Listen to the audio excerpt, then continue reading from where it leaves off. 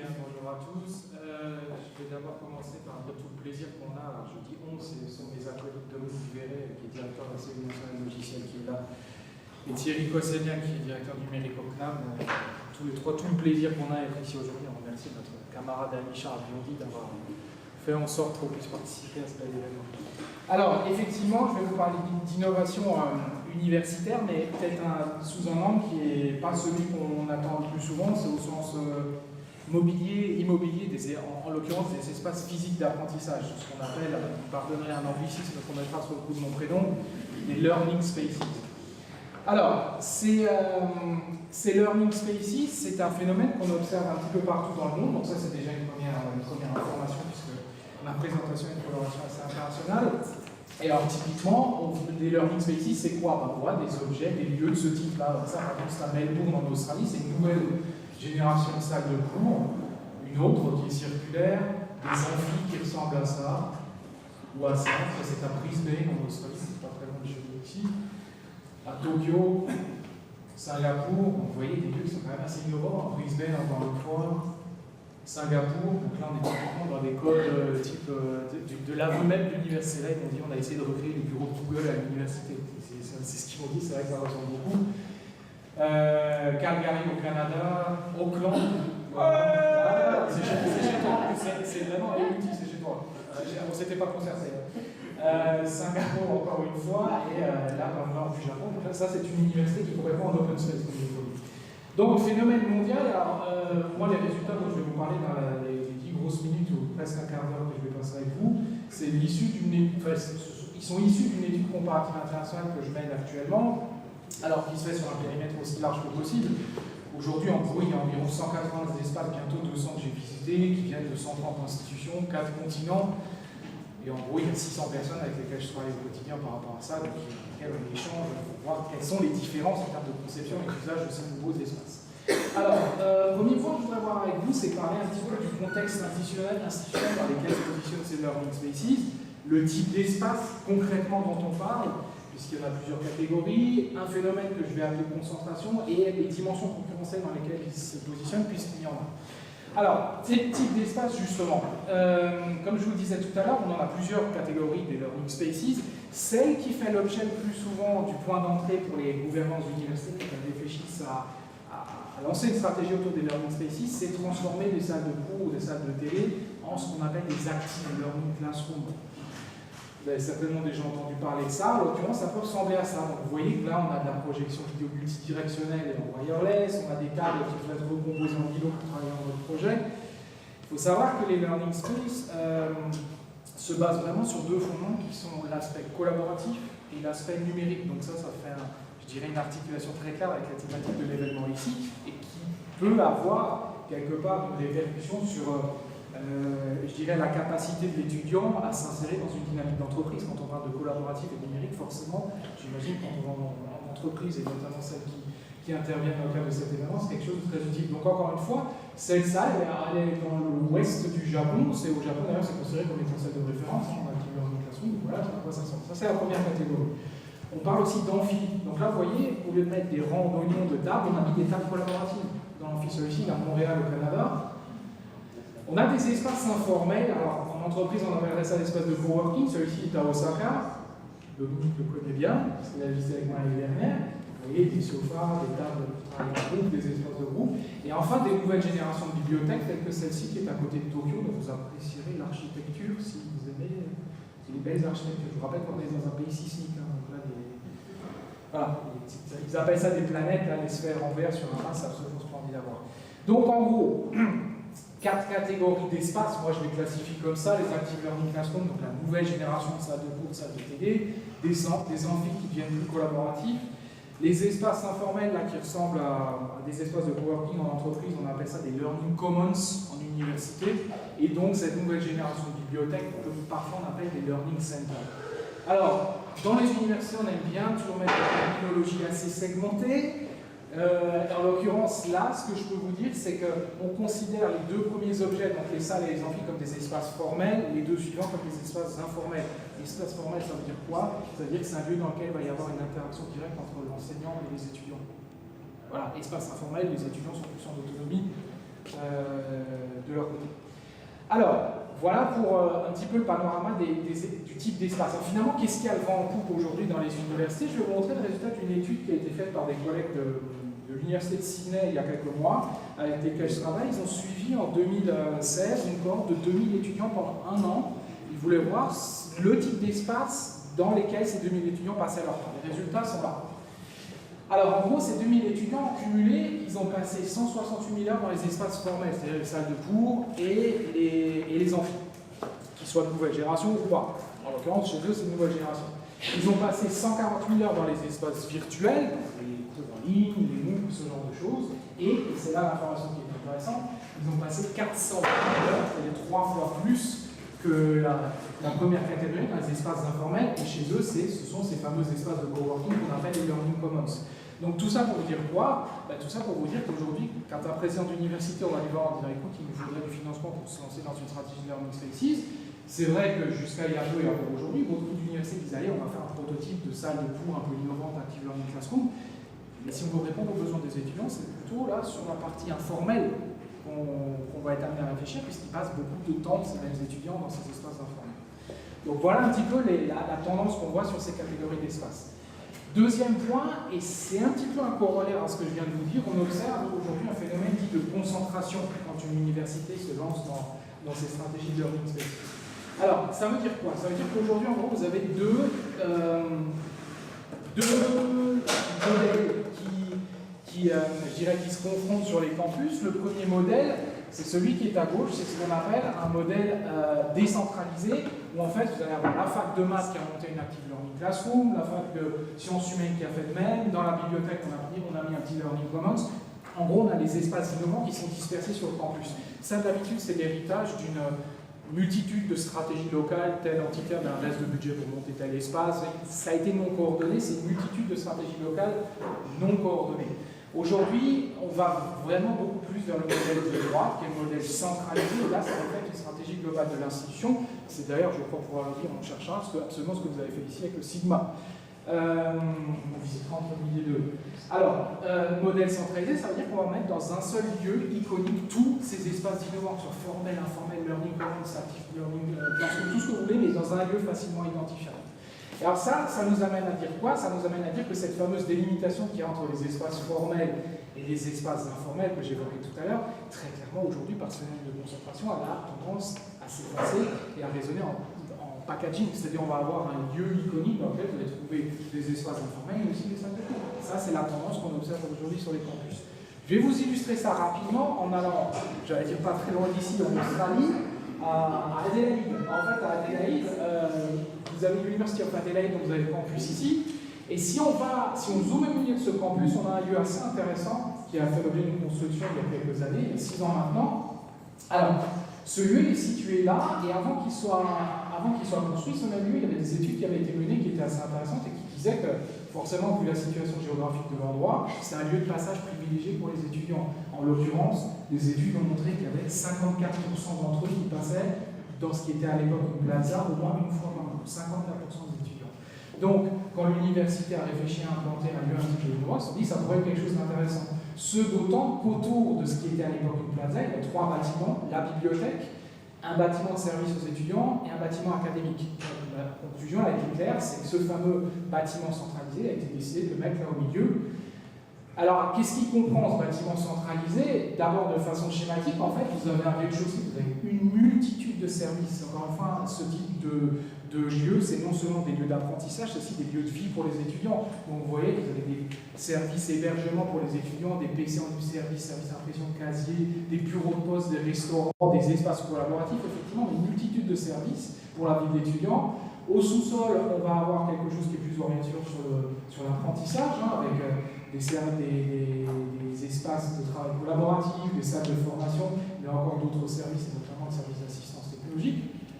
Et premier étage, on va avoir des espaces de travail collaboratif. Bon, tout ça c'est schématique, dans la réalité ça donne quoi? Cet espace ça s'appelle le hub central, ça porte bien son nom. Et si vous allez à l'intérieur, voilà le rez-de-chaussée, donc là vous avez le bookstore, les services aux étudiants, les restaurants. Si vous allez au sous-sol, vous allez avoir assistance technologique, assistance pédagogique, Des espaces de travail en groupe tels que ceux-ci, donc vous voyez, très cosy, très ouvert, tout est complètement ouvert en fait. Hein. Et voilà la dynamique que ça amène. Donc là, c'est un lieu de passage absolument privilégié pour les étudiants, au même titre que l'était la Plaza avant, si ce n'est que maintenant ils s'y arrêtent en fait dans celui-là. Donc voilà un exemple de concentration qui a été réussi. Alors, pour terminer sur ce point, je voulais vous parler aussi des dimensions concurrentielles. C'est très important quand on réfléchit à une stratégie de learning dans un établissement. Alors, dimensions concurrentielles, elles peuvent être de quel type? Premier point, ça peut être entre l'idée de construire un espace informel qui soit dedans ou en dehors de la bibliothèque. Je ne vais pas passer du temps là-dessus, parce qu'on pourrait passer au moins une demi-journée. En gros, ce que je veux vous dire, c'est qu'aujourd'hui, les bibliothèques hébergent 80% des espaces informels ou sont connectés à 80% des espaces informels qu'on observe un peu partout dans le monde. Hein. Ça, c'est très très important. Par contre, ce qui est assez intéressant, c'est que si on fait un focus sur les 20 autres pourcents, où là, il y a une concurrence entre l'espace informel et la bibliothèque qui existe à côté, ce qu'on constate, c'est que la concurrence, elle se fait toujours. Là, c'est l'espace informel, en l'occurrence, un Learning Commons qui va grappiller des étudiants qui viennent y passer du temps, ça se fait toujours au détriment de la bibliothèque. Toujours. Il n'y a aucun cas où ça c'est pas. J'ai observé que c'est toujours autrement. En revanche, si on fonctionne en synergie, les 80 autres pourcents, heureusement c'est la majorité, cette synergie elle est très productive, puisque là on observe chaque fois une croissance du nombre d'étudiants qui passent du temps dans le lieu, qui est beaucoup plus importante que les deux autres catégories cumulées indépendamment. L'autre niveau de concurrence qu'on peut observer au sein des campus, et surtout quand on parle des bibliothèques, c'est la concurrence avec le livre. Quand on veut mettre des espaces informels dans des bibliothèques, il y a des livres, il y a des étagères de livres. Alors là, je vais vous donner un contre-exemple, vraiment en 20 secondes. Il y a une université à Singapour que j'accompagne dans la mise en place d'un nouveau campus. Voilà une vue d'artiste du nouveau campus sur lequel on travaille actuellement. Et voilà la bibliothèque telle qu'elle existe aujourd'hui. Vous remarquerez qu'elle n'est pas forcément pleine en termes de bouquins. Il n'y en a pas énormément. C'est une université qui est jeune, elle a 15 ans, elle est anglophone puisqu'elle est à Singapour. Et ça veut dire quoi? Ça veut dire qu'il n'y a pas de patrimoine documentaire très important, on n'a que 15 ans, et ça veut dire qu'ils ont un accès très facile aux éditions électroniques des livres anglophones. C'est beaucoup plus disponible que francophone. Chez eux, pour vous donner un chiffre, il y a 96% des collections bibliographiques qui sont dématérialisées. C'est gigantesque. Donc ça, c'est le contre-exemple, parce que quand je discute avec mes collègues là-bas, ils me disent bah oui, mais mettez ces espaces. De toute façon, moi, j'ai pas besoin d'espace pour mettre des étagères de bouquins, j'ai pas de bouquins. Voilà. Quand ceux d'entre vous qui sont allés à Paris dans nos bibliothèques séculaires, c'est sûr que voilà, on a des collections qui datent depuis une centaine d'années, donc c'est un petit peu plus difficile et il y a une concurrence qui se présente. Bref. Troisième et dernier niveau de concurrence, c'est avec des acteurs qui sont extérieurs au campus. Et alors là, ça va nous amener à regarder un peu plus près la dynamique des étudiants, ce qu'est la dynamique quotidienne des étudiants. Si vous allez sur les campus américains, c'est une ville dans la ville en fait. C'est l'espace d'apprentissage formel, les étudiants vont en cours là-bas, c'est l'espace d'apprentissage informel parce qu'ils bossent en autonomie sur le campus aussi, et ils vivent sur le campus, c'est l'espace de vie personnelle. En Europe, quand les étudiants ont fini leur cours et qui quittent les salles de cours et les amphis, ont tendance à partir chez eux étant l'espace d'apprentissage informel et l'espace de vie où ils vivent. Au Japon, ça c'est un cas qui est assez intéressant, ils ont une étape supplémentaire parce qu'en fait, avant de rentrer chez eux, les étudiants, quand ils quittent le campus, ils s'arrêtent au coffee shop. Ils s'arrêtent au coffee shop, pourquoi? Parce que quand vous posez la question aux étudiants, et ça c'est valable partout dans le monde, qu'est-ce que vous voulez dans un espace, dans un learning space informel? On va vous en construire, qu'est-ce que vous voulez dedans? Vous allez voir que les requêtes sont extrêmement basiques. Ils nous disent, on veut du wifi et de l'électricité. On vient avec nos portables, ordinateurs, internet, on veut du wifi et de l'électricité. 1. On veut pouvoir manger et boire. 2. Et on veut un express cosy. Ça, en l'occurrence, ça peut s'appeler un coffee shop, c'est un état de fait. Hein. Et du coup, ça nous amène à quoi? Ça nous amène par exemple à cette université à côté de Tokyo qui a ouvert un gigantesque espace informel il y a au milieu de son campus il y a maintenant 1 an et demi, et dont le président a demandé à l'architecte quelque chose de très clair, il a dit fais-moi un coffee shop géant pour que je garde les étudiants sur mon campus. Sinon, ils sortaient du campus, ils allaient dans des vrais coffee shops. Voilà le résultat, et ça a marché. Donc voilà pour les dimensions concurrentielles. Alors, dans les 2 minutes qui me restent, je vais vous parler un petit peu de conception quand même rapidement, comment ces espaces sont conçus aujourd'hui. Alors, si on fait un graphe sur le type de mobilier qu'on va utiliser, est-ce qu'il doit pouvoir bouger, est-ce qu'il doit être fixe, est-ce qu'on met beaucoup de technologie ou pas beaucoup de technologie, on va constater quoi? Que les Japonais sont à peu près là, c'est-à-dire beaucoup de mobilité dans le mobilier, pas mal de technologie. En Europe, en Europe et en Australie d'ailleurs, on est plus équilibré entre mobilier fixe et mobilier mobile. Aux États-Unis, ils sont plus dans le mobilier fixe avec un peu plus de technologie. Je vais me risquer à dire qu'il y a une composante culturelle. Là-dedans, les Japonais, chez eux, dans leur habitat, dans leur bureau, Laurent, tu connais ça comme moi, hein, il y a peu d'espace, donc tout est versatile. Ça se traduit dans ces espaces-là aussi. Aux États-Unis, c'est un peu le contraire, il y a beaucoup d'espace, ils ont tendance à construire. Voilà. Bref, concrètement, qu'est-ce qu'on va y trouver? On va trouver des choses assez inattendues, nouvelles dans ces espaces-là, ce qu'on appelle des bacs à sable technologiques, ici dans une bibliothèque à Montréal, des murs d'images de ce type-là, ça aussi c'est dans une bibliothèque, des espaces de présentation très ouverts qui peuvent avoir une coloration événementielle, des espaces de travail en groupe, ça c'est à Melbourne, ça fait très Star Wars, les pods, là, je ne sais pas ce que vous en pensez. Les cuisines, c'est un lieu de vie. Ça, c'est à Adélaïde. Le simple fait qu'ils aient mis une cuisine dans l'espace informel qui est collé à la bibliothèque fait que les étudiants restent sur place. Je peux vous dire d'ailleurs que les gaufriers que vous voyez là au fond, ça a été un argument, et c'est un argument très fort de rétention pour les étudiants, je peux vous le dire. Ou alors des espaces, vraiment ce qu'on appelle des breakout spaces, c'est-à-dire on sort des cours, mais on ne va pas tout de suite aller travailler en groupe, il y a un espace de transition qui ressemble à ça c'est à Seattle, et mes acolytes Thierry et Dominique s'en souviennent, c'est à l'Université de Washington à Seattle. Donc voilà des choses assez différentes. Alors, ça inclut aussi ça, le fait qu'on puisse diviser ces espaces de grande taille de façon physique et fonctionnelle. Si on va à Melbourne, on a cet atrium-là qui en gros est très ouvert mais qui reflète trois types d'espaces. Quelque chose de très informel ici, vous voyez avec des tables basses, des sofas, des tables par top, un petit peu plus hautes, et au fond ici, on va les voir là, des espaces de travail en groupe de trois sous-types d'espace dans ce learning center.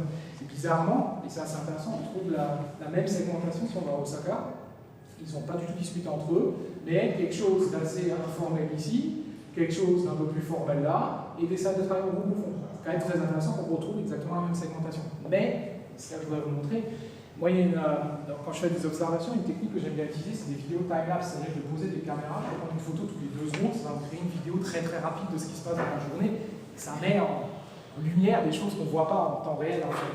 C'est ce que j'ai fait là, et regardez, je vous rappelle, informel, salle de travail en groupe, et quelque chose d'un peu plus formel. Ça, c'est une après-midi complète. Tout le temps du monde, c'est toujours les mêmes. Je suis étudiant japonais, vous voyez, c'est là, tout le temps du monde, et là, il n'y a jamais personne. Il n'y a jamais personne. Et je peux vous dire que les gens qui exploitent cet espace, quand je leur ai montré la vidéo, ils étaient abasourdis, parce qu'en fait, ils ne s'en rendaient pas du tout compte en vie réelle que là, c'était pas utilisé, parce qu'il y a toujours quelqu'un qui passe devant. Et non, c'est pas utilisé. Vous voyez, les étudiants japonais, finalement, sont intéressants. Voilà. Mais alors, la question subsidiaire à poser, je terminerai là-dessus, c'est pourquoi il n'y a personne ici? Ça nous remet en lumière cette question de la concurrence. En fait, cet espace, il n'est pas dans la bibliothèque, il est à côté. Et en fait, ce que les étudiants ont dit, c'est que quand on veut travailler de façon formelle, on ne reste pas ici, on va à la bibliothèque. Donc là, il y a eu une espèce de complémentarité qui est un petit peu concurrentielle quand même. Donc ce zoning, c'est très très important, mais il faut que ça réponde aussi à des problématiques clairement identifiées, des besoins auprès des étudiants. Voilà, merci beaucoup de votre attention.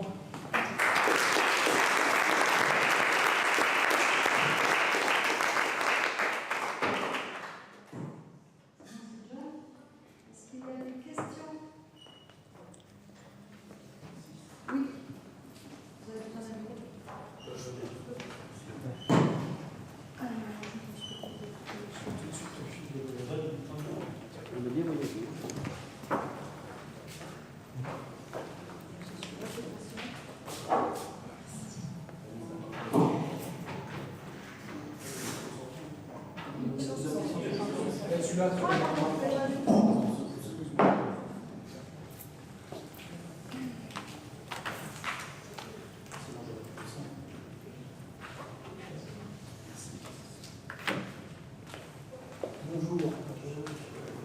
Oui.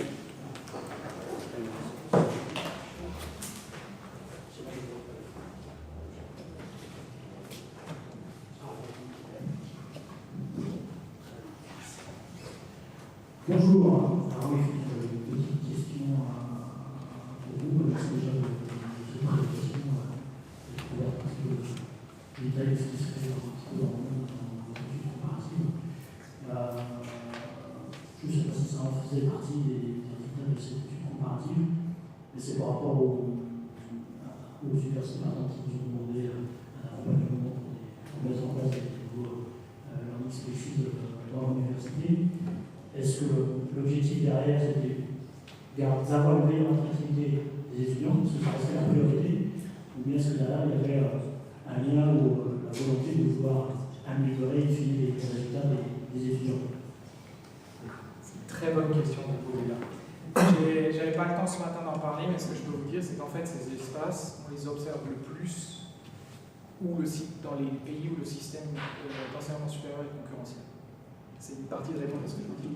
Donc typiquement aux États-Unis, au Japon aussi, au Japon il y a beaucoup d'universités privées, j'ai évoqué le Japon tout à l'heure, il y a beaucoup d'universités qui me disent le fait d'avoir un learning center ou un learning commons ou ce genre d'espace attractif, c'est quelque chose qui est un facteur justement d'attractivité pour les étudiants au moment où ils doivent choisir leurs universités. Au Japon, en fait, il n'y a pas assez d'étudiants pour remplir toutes les universités, donc il y a une vraie logique de choix pour étudiants. Donc effectivement, il y a une notion, allez, je vais poser vous, de marketing là-dessus, c'est évident, qui n'empêche pas le fait cependant qu'on observe des pratiques qui sont nouvelles, c'est-à-dire qu'il y a une catalyse du travail collaboratif qui est très clairement observable dans ce genre d'espace, surtout les espaces informels. J'ai grand hâte de voir le Sigma d'ailleurs tout à l'heure que Charles va vous montrer. L'enjeu, il est peut-être plus pour vous répondre, je termine là-dessus, parce que je pense qu'on n'a plus trop de temps, mais sur les salles de pédagogie active, les Active Learning Classroom, là on a un vrai enjeu, si vous voulez, d'aller au-delà du hype, au-delà de dire on a mis des super tables, on a mis des super chaises, ça peut bouger. Moi, il y a une anecdote que je raconte toujours, vous ne pouvez pas imaginer le nombre d'Active Learning Classroom qui sont mobiles dans leur configuration, qui ne bougent jamais. Jamais. Les tables, elles ont des roulettes, les chaises ont des roulettes, et en fait, personne n'a expliqué à l'enseignant ce qu'il pouvait faire de plus dans cette salle que ce qu'il faisait dans une salle normale, donc il m'a dit, bah ok, je viens, je fais mon cours. Il n'y a pas eu de dynamique de dire, je vais changer la configuration spatiale pour avoir des séquentialités différentes dans mon cours. Donc c'est vrai qu'il y a, par rapport à ce que vous dites, il y a aussi cette notion d'accompagnement, si on veut catalyser le changement des pratiques, il y a une notion d'accompagnement qui est absolument évidente. Donc les deux dimensions, ce que vous avez dit, sont observables.